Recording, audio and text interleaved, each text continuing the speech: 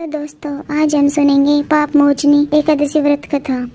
धर्मराज युधिष्ठिर कहने लगे कि हे महाराज, आपने फाल्गुन शुक्ला एकादशी का महात्म्य बतलाया। अब कृपया करके यह बतलाइए कि चैत्र कृष्ण एकादशी का क्या नाम है, इसमें कौन से देवता की पूजा की जाती है और इसकी विधि क्या है। कृष्ण भगवान कहने लगे कि हे राजन, यही प्रश्न एक समय राजा मानधाता ने लोमस ऋषि से किया था और जो कुछ उन्होंने उत्तर दिया था सो वही तुमसे कहता हूँ। लोमस ऋषि कहने लगे कि हे राजन, इस एकादशी का नाम पाप मोचनी एकादशी है और इसके करने से अनेक पाप नष्ट हो जाते हैं। अब मैं इसकी कथा कहता हूँ। प्राचीन समय में कुबेर का चैत्ररथ नाम का एक बाग था। उसमें गंधर्व की कन्याएं किन्नरों के साथ विहार करती थी।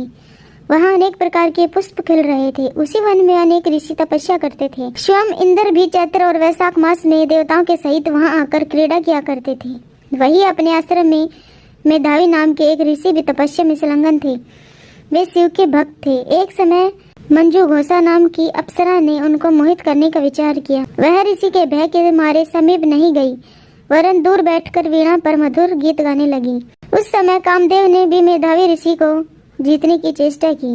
उन्होंने उस सुंदर अप्सरा के भ्रू को धनुष, कटाक्ष को डोरी, नेत्रों को धनुष की लचक, कुचों को कुरी बनाकर मंजू घोषा को सेनापति बनाया। उस समय मेधावी ऋषि भी युवा और हष्ट-पुष्ट थे, साथ ही यजोपवीत तथा दंड धारण किए हुए ब्रह्म तेज से युक्त थे। मंजू घोषा ऐसे सुंदर ऋषि को देखकर उनकी सुंदरता पर मुग्ध हो गई और अपने गीत, चूड़ियों और उपरों की झंकार तथा नृत्य कला द्वारा हाव भाव दिखाकर मुनि को रिझाने लगी। पर्याप्त समय तक यह क्रम चलता रहा और अंत में कामदेव ने ऋषि को पराजित कर दिया। फलस्वरूप ऋषि मंजू घोषा के साथ रमण करने लगे और काम के इतने वशीभूत हो गए कि उन्हें दिन तथा रात्रि को कुछ भी विचार नहीं रहा। इस प्रकार बहुत समय बीत गया। तब एक दिन मंजू घोषा कहने लगी, ऋषि जी, बहुत दिन हो गए, अब मुझको स्वर्ग जाने की आज्ञा दीजिए। मुनि ने कहा, आज इसी संध्या को तो आई हो, प्रातःकाल होने तक चली जाना। मुनि के ऐसे वचन सुनकर अप्सरा कुछ समय तक और रुकी। अंत में उसने पुनः मुनि से विदा मांगी तो मुनि कहने लगी कि अभी तो आधी रात ही हुई है। अप्सरा ने कहा, महाराज, आपकी रात तो बहुत लंबी है, उसका क्या परिणाम है? मुझको यहाँ पर आए कितने ही वर्ष बीत गए हैं। इस अप्सरा की यह बात सुनकर मुनि को समय का ज्ञान हुआ। विचार करने लगे कि इस अप्सरा के साथ रमण करते हुए हमको 57 वर्ष 7 माह और 3 दिन बीत गए, तो वह उनको काल के समान प्रतीत हुई। मुनि अत्यंत क्रोधित हुए और उनकी आंखों से ज्वाला उत्पन्न होने लगी।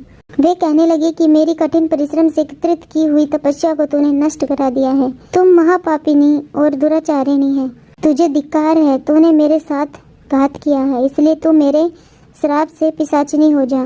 मुनि के श्राप से मंजू घोषा तत्क्षण पिशाचिनी हो गई और भयभीत होकर मुनि से प्रार्थना करने लगी कि महाराज, इस श्राप का किसी प्रकार से निवारण कीजिए। अप्सरा के ऐसे दीन वचन सुनकर मुनि बोले कि दुष्टे, यद्यपि तूने मेरा बहुत अनिष्ट किया है, परंतु फिर भी मैं तुझे श्राप से छूटने का उपाय बतलाता हूँ। चैत्र मास के कृष्ण पक्ष की एकादशी का नाम पाप मोचनी है और यह सब प्रकार के पापों का नाश करने वाली है।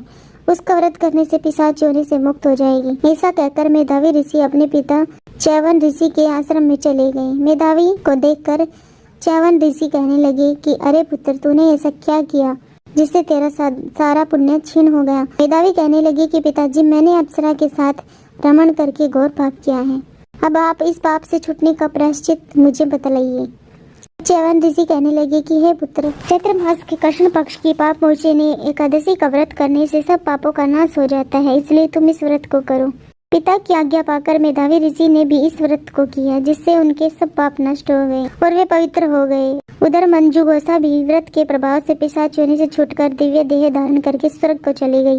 लोमस ऋषि कहने लगे कि हे राजन, पाप मोचनी एकादशी के व्रत को करने से सब पाप नष्ट हो जाते हैं। इस कथा को पढ़ने और सुनने से 1000 गोदान का फल प्राप्त होता है और व्रत से ब्रह्म हत्या, गर्भपात, बाल हत्या, सुरापान, गुरु स्त्री प्रसंग आदि सब पाप नष्ट हो जाते हैं।